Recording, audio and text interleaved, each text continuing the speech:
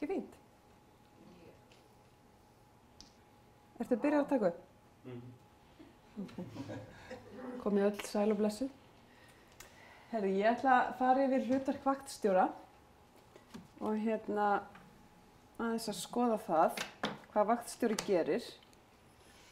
Og það sem ég ætla að fara yfir í dag er bara aðeins geðhjúkrunin, því sem við erum öll að sinna á gólfinu. Hvað erum við að gera? Aðeins svona að skilgreina það. Svo ætla ég að fara yfir hlutverk vaktstjóra og skráningu hjúkrunar aðeins, því það er stór hluti af því sem við erum að gera. Og ég ætla að fara svo aðeins yfir geðskoðun.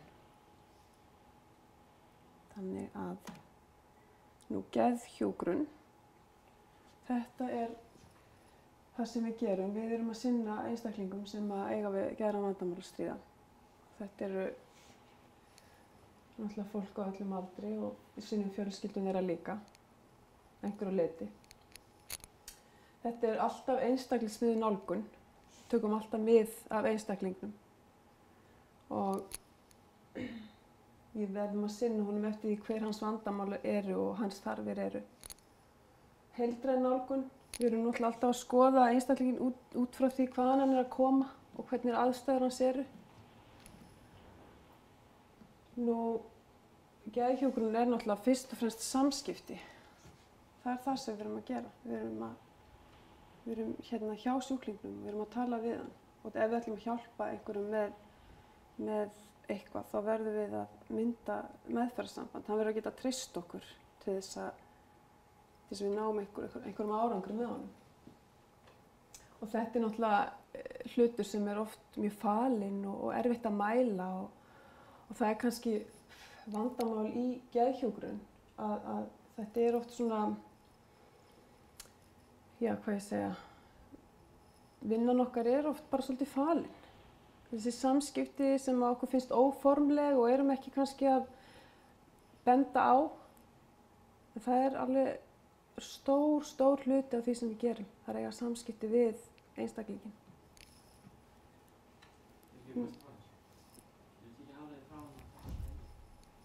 Svona.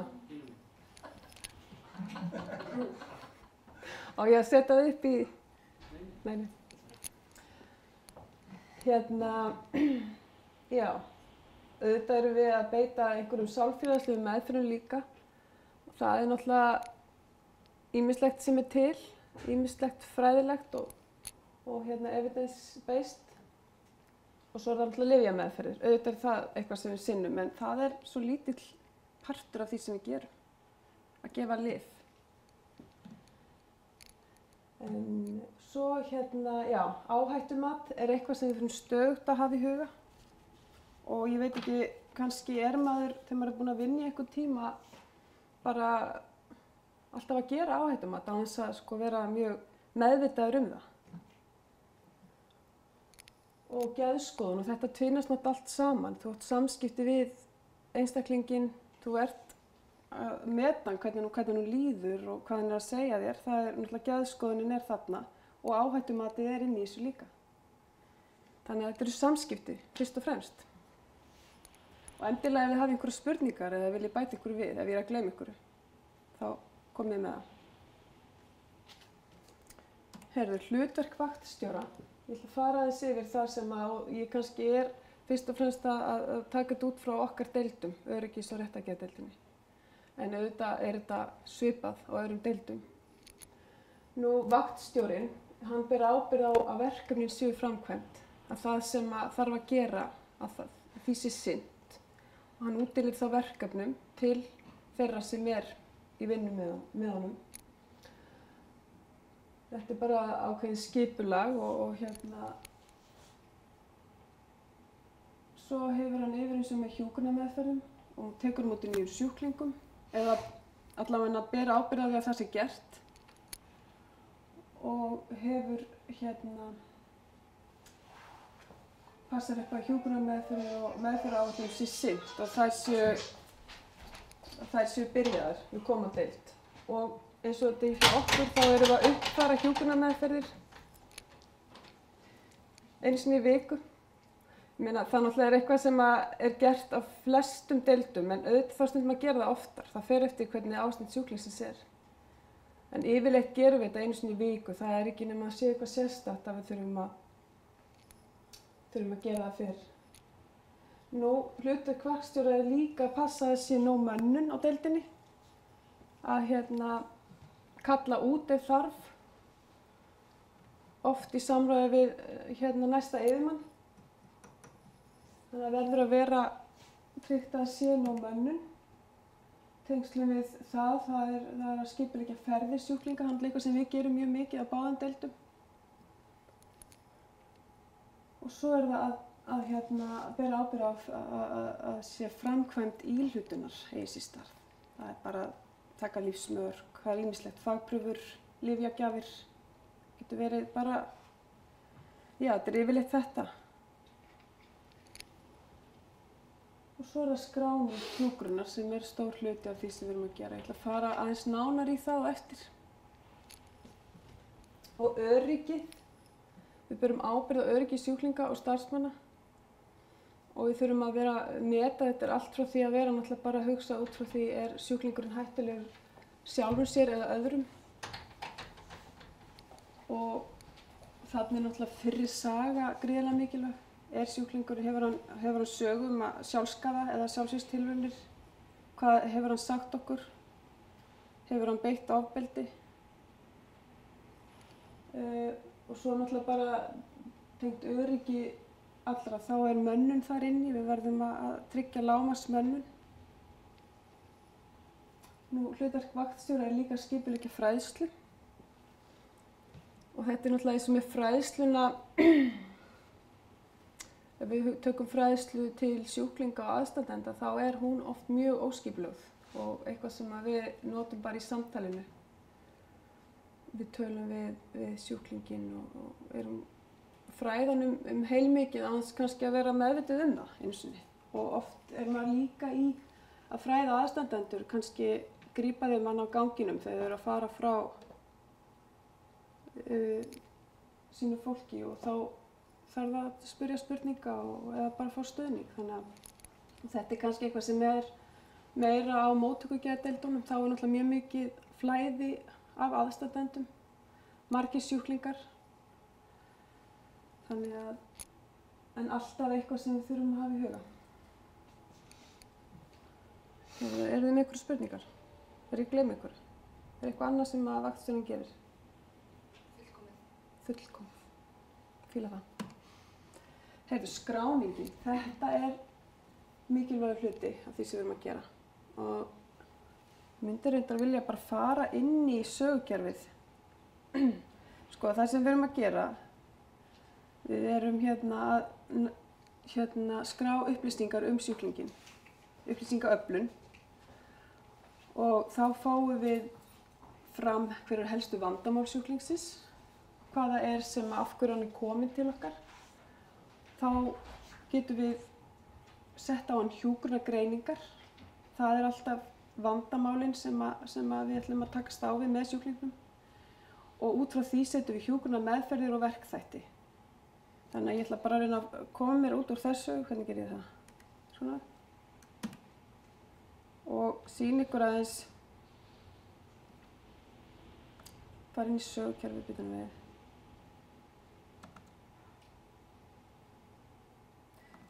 Í flestum tilfellum þegar sjúklingurinn er að koma inn þá fer hann í gegnum bráðamóttökuna. Hann kemur yfirleitt náttúrulega hingað frá öðrum deildum eða öðrum stöðum. En yfirleitt er búið að fá fram ýmsar upplýsingar hann, þannig að það er til heilmikið í sögukerfinu ástæðu innlagnar og hvernig ástand hans var við komu.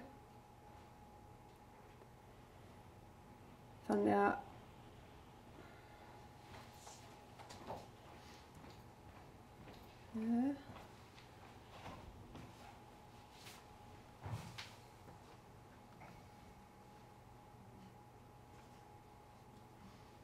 prófunarsjúklingur hérna. Þetta er maður sem er 91 árs gamall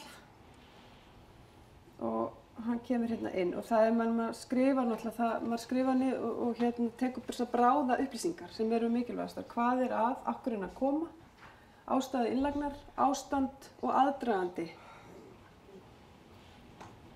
Og hérna til dæmis, þetta er náttúrulega bara, ég er búin að búa til eitthvað en þið sjáu að þetta er eitthvað sem við þekkjum.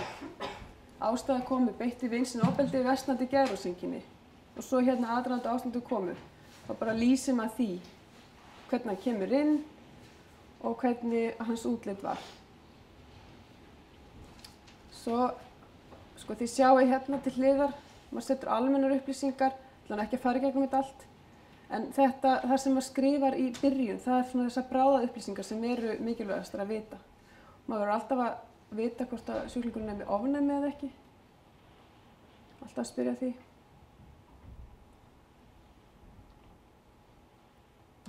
Sjá. Hvernig fer ég út af þessu?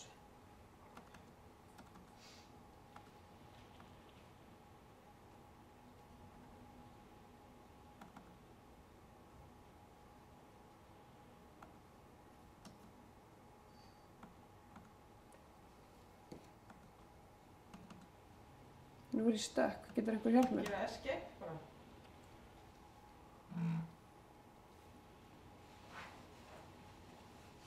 Hjálp. Já, takk. Heyrðu, ég ætla að fara aðeins yfir svo hvað við gerum. Við setjum hjúkrunargreiningar þegar við erum búin að fá fram hverju vandamál sjúklingsins. Ég ætla bara að fara rétt yfir þetta hérna. Truflun og hugsunarferli, þá verð ég alltaf að setja einkenni og orsakir og svo hver meðferðin er og svo verkþætti. Þannig að ég er að segja sko hvað er vandamálið, af hverju það er, hvað ég ætla að gera við það, gera í því og hvernig. Og þetta er sko í raun og veru aðalmáli hérna, af hverju erum við að skrá svona mikið? Við verðum að sýna fram á það hvað við erum að gera. Ef við skráum það ekki, þá gerist það ekki. Við getum ekki sko sagt að það sé mjög mikið að gera hjá okkur ef það er engin skráning, þá er eins og það sé bara dautt, ekkert í gangi. Við viljum ekki gera það, þannig við verðum að skrá þetta allt saman mjög vel. Og svo er þetta náttúrulega, þetta á að vera þannig að skráningin á að vera það góð að hvaða hjúkrunarfræðingur sem er að eiga að geta komið inn, lesið sér til sjúklinginn, séð hvaða greiningar, hvaða vandamál eru til staðar og séð hvaða meðferðum er beitt og bara unnið út frá því, án þess að fá upplýsingar frá öðrum. Ég er ekki viss um að það sé alveg þannig, en það er svona markmiðið. Nú, hvað á ég að segja ykkur meira um þetta? Þetta er náttúrulega, það er ekki bara að fara aftur inn í þessar glærur mínar.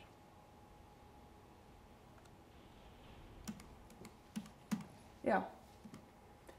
Það sem við gerum sko á réttargeðdeildinni, við gerum samantekt á 6 mánaða fresti, en á öryggisgeðdeildinni er það vikuleg samantekt. Þannig að þetta náttúrulega misjafnt eftir deildum og þetta er nú ekki gert á bráðadeildunum neitt skipulega, held ég, það er bara stöðug skráning. Hafið einhverjar spurningar varðandi skráningu hjúkrunar?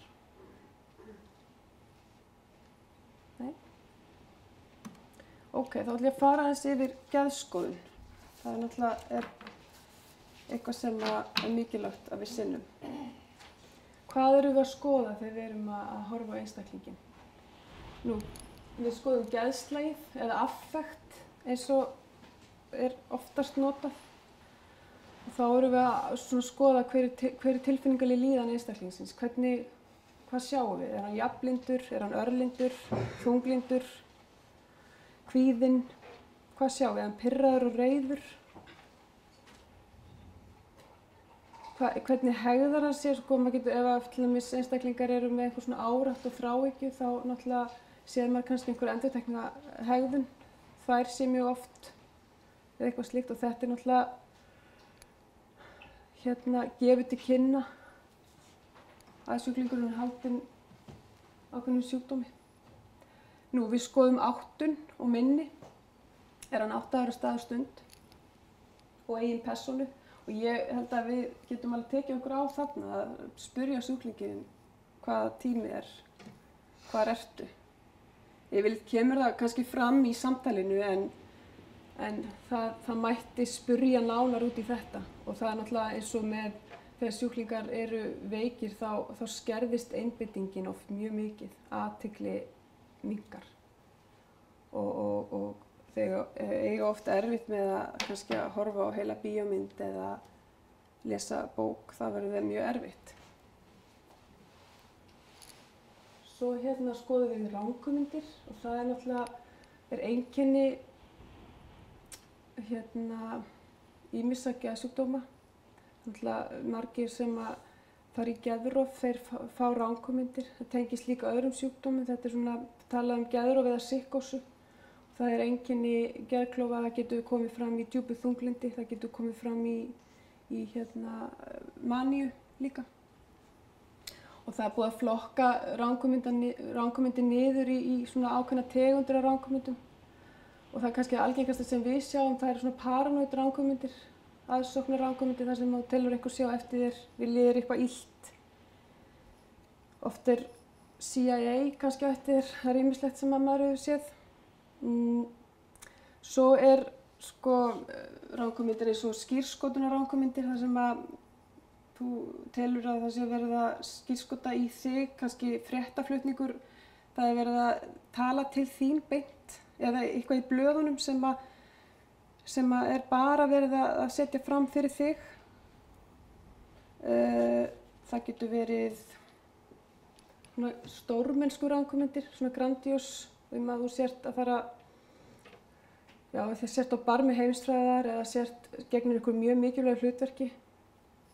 Þú sért að fara græða mjög mikla peninga. Þetta sér maður mjög oft í svona psykotískri maníu. Þegar fólk er bara alveg að fara að meika það. Eða í tengslum við einhverja fræga. Það er eitthvað. Svo sér maður oft sektarranghugmyndir. Það kemur oft fyrir í djúpu þunglyndi. Og fleiri. Það er búið að flokka þetta niður í þessar tegundir af ranghugmyndum. Og ofskynjanir, það er þegar skynjunin okkar, hún breytist, heilinn tekur einhvern veginn rangt við því sem við erum vön að skynja. Þá er náttúrulega breyting á næmi skynjunar. Það er svona misskynjun, þá skynjum við eitthvað kannski minna eða meira. Og upplifun og skynáritum brenglast stundum. Ofskynjanir, það er kannski það sem við sjáum oftast og þá er það heyrnarofskynjanir og geta verið sjón, lyktar og ég gleymi einhverju, bragðskynjanir. Heyrnarofskynjanir eru algengastar og þá er það yfirleitt í formi radda eða hljóða. Fólk heyrir eitthvað í höfðinu sem aðrir heyra ekki og þetta getur verið, er yfirleitt mjög óþægilegt. Sjónofskynjanir koma yfirleitt ekki fyrir nema í eitrunar áhrifum eða fráhvörfum og hitt er líka mjög óalgengt, lyktar og snerti ofskynjanir. Svo er það hugsanatruflanir. Það er eitthvað sem við þurfum líka að skoða. Hvernig er hugsunin hjá einstaklingum? Er formið á hugsunum truflað? Hvernig er hraði hugsana? Er hægar eða hraðar að gefa til kynna hvernig einstaklingum líður? Og hvernig eru tengslin í hugsununum hjá honum? Og eru hugsanir óskiljanlegar? Og maður sér þetta bara þegar maður er að skoða talið, þá sér maður það hvernig hugsunin er. Er hann að tala mjög hratt? Veður hann einu í annað, heldur ekki þræði í samtali? Eru hægar hugsanir? Er einstaklingurinn með tregðu í tali?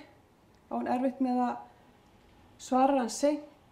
Maður sér það náttúrulega mjög mikið hjá þunglyndum einstaklingum. Hvernig talar hann? Er hann að tala bara eitthvað bull? Er það svona orðasalat?